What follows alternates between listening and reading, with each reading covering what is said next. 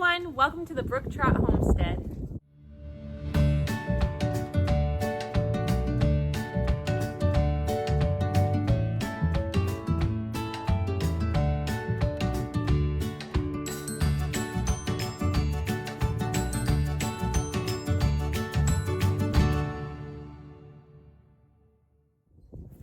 Today we're going to talk about birdhouse gourds.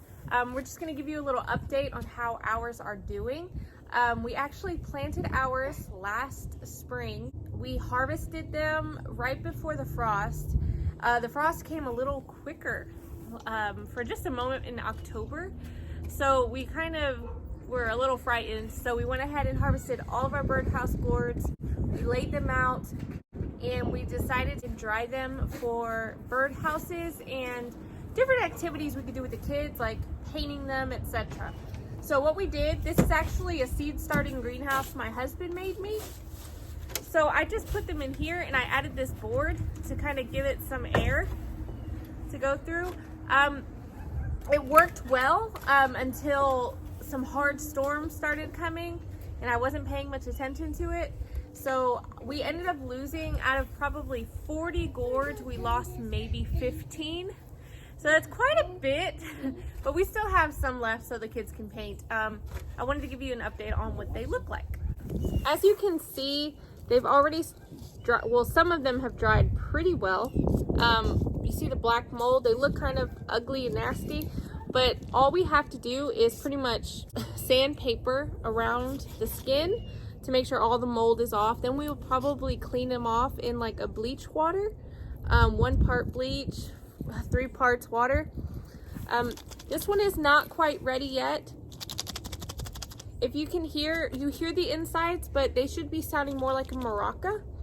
The seeds should be completely dry, so this is not ready yet. But what we're gonna do with these, because I need my seed starter greenhouse, I'm gonna move these to some racks that we have outside, and I'll show you that in a little bit. This is where our little inside of our greenhouse area is. This is where I stored the majority of them. Like I said, water got in, some of them got rotted really bad, so I had to toss them, but others, they are just fine. The key to storing these so that they can dry up is a good airflow, and you can't have them touching, because if they're touching and one gets rotted, then it's gonna go to the next one, and so on, and you're gonna lose a lot more than 15 than what we lost. Okay, so here we are at our second drying rack. We could have done this the first time, but I didn't think it had enough airflow. So I went ahead and did it in the greenhouse. But now that I have to move this stuff out of the greenhouse so I can do my seed starting, I'm gonna move it right to this rack. So another important thing to notice, there's mold on these. Like I said earlier, you must wear gloves. And even when I'm not doing, you should wear a mask. This is an important reason to wear a mask. Okay guys, so I'm laying them right on the rack like this. As you can see too, we left these stems. It's easier to move them around. And if you wanted to hang them, you know, you can just easily tie a string and let them hang that way too. I know a lot of people who dry theirs that way.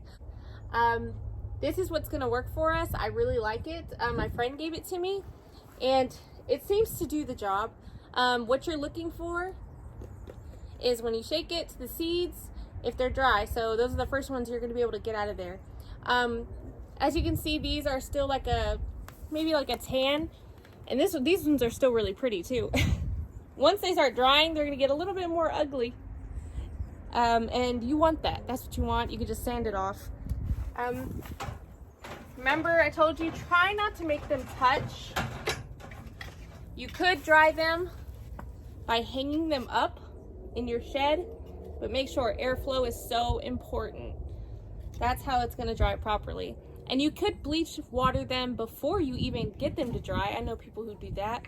That prevents a lot of the really bad mold. We didn't do that. We completely forgot about that. And I will try to update you guys again on the finished product. We are going to sand them down, we're going to paint them, and we're just going to make some holes in them and hang them up and make some birdhouses with the kids. Last but most important thing, these will take the entire growing season, And then after that, they can take 3 to 8 months to dry. I have all the time in the world. I don't mind, well, unless the Lord takes me, but I don't mind waiting. So yeah, put 2 years into these babies and they should be ready to paint, sand off, and just hang on your tree. But it's totally worth it.